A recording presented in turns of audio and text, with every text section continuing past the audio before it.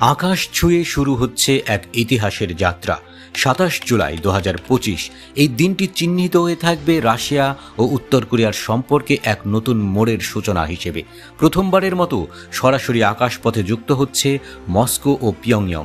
রাশিয়ার পরিবহন মন্ত্রণালয় ঘোষণা করেছে মাসে একবার করে পরিচালিত হবে এই বিশেষ ফ্লাইট, যা মস্কো থেকে উড্ডয়ন করে প্রায় ৮ ঘন্টায় পৌঁছাবে পিয়ংইয়ংয়ে।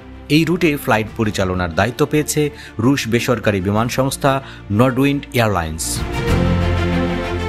এই উদ্যোগ আসে রাশিয়ার বিমান পরিবহন কর্তৃপক্ষের কাছ থেকে নিয়মিত যাত্রীবাহী ফ্লাইট পরিচালনার আনুষ্ঠানিক অনুমোদনের পরপরই।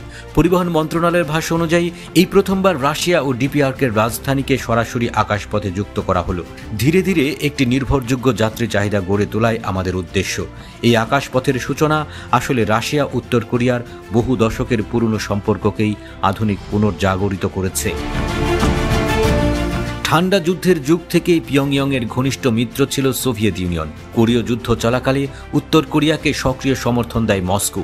সে সময় থেকেই দুদেশের সম্পর্ক গড়ে ওঠে সামরিক, রাজনৈতিক এবং অর্থনৈতিক ভিত্তির উপর। সোভিয়েত ইউনিয়নের পতনের পর কিছুটা দুর্বল হলেও ২০০০ সালের পর থেকে সম্পর্ক পুনরায় জোরদার হতে থাকে। বিশেষ করে ভ্লাদিমির পুতিন এবং কিম জং উনের মধ্যে সাম্প্রতিক বছরগুলোতে যে কৌশলগত ঘনিষ্ঠতা তৈরি হয়েছে তা এখন এক নতুন মাত্রা পেয়েছে। ২০২৩ সালে পুতিন ও কিমের রাশিয়ার ঐতিহাসিক বৈঠক এবং সামরিক সহযোগিতার বিষয়ে আলোচনার পর থেকেই দুই দেশের মধ্যে নতুন করে জোটবদ্ধতার ইঙ্গিত মিলছিল। বিশেষজ্ঞদের মতে অস্ত্র বাণিজ্য, স্যাটেলাইট প্রযুক্তি এবং রেলপথ পুনঃসংযোজনের পর এবার আকাশপথে এই সংযোগ সেই ধারাবাহিকতা আরও জোরালো করছে। রাশিয়ার পররাষ্ট্র মন্ত্রণালয়ের মুখপাত্র মারিয়া জাখারোভা সম্প্রতি জানান, রেল চলাচল পুনরায় শুরুর পর এবার আকাশপথেও সংযোগ স্থাপনের মাধ্যমে পারস্পরিক সম্পর্ক আরও মজবুত করার কাজ করছে। তার ভাষায় এটি কেবল পরিবহন নয়, রাজনৈতিক ও অর্থনৈতিক পারস্পরিক আস্থার প্রতীক। বিশ্লেষকদের মতে এই নতুন ফ্লাইট শুধু যোগাযোগের মাধ্যম নয়, বরং দুই দেশের মধ্যকার ক্রমবর্ধমান কৌশলগত ঘনিষ্ঠতার প্রতীক। পশ্চিমা নিষেধাজ্ঞার চাপে থাকা রাশিয়া এবং বিচ্ছিন্ন উত্তর কোরিয়া উভয়ই এখন নতুন নতুন কূটনৈতিক ও অর্থনৈতিক পথ খুঁজছে।